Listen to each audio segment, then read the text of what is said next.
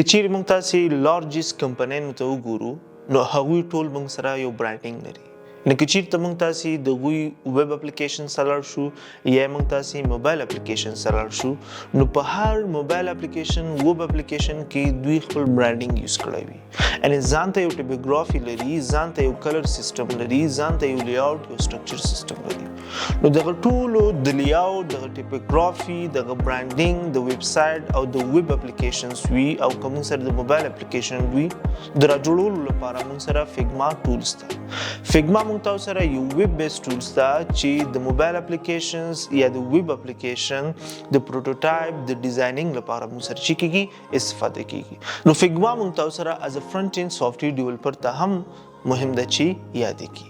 نو دغه کارونه موږ تاسې په فیګما کې کولی شو. نو په دې کورس کې به موږ تاسې په فرایمز باندې کار کوو، لیاوټ سټرکچر باندې به کار کوو، په پروټوټایپ باندې به کار کوو او فاینل یو پروجیکټ به موږ کوو.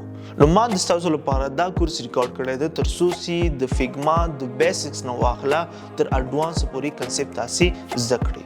په دې کورس کې به موږ تاسې نه صرف بیسکس باندې فوکس کوو بلکې موږ تاسې به یو فاینل پروجیکټ هم کوو چې په دې پروجیکټ کې د ستاسو کوم بیسک کنسپټ چې هغه ټول پکې کور کیږي. لکه د شیپینګ ډیزاینینګ د موږ تاسو سره، د ویب سایټ لیاوټینګ ډیزاینینګ د موږ تاسو سره، کلر برانډینګ څنګه وکړو او یو منظم ویب سایټ مخکې له دې چې کوډ کړو څنګه د فیګما ټولز په واسطه موږ تاسې ډیزاین کولی شو.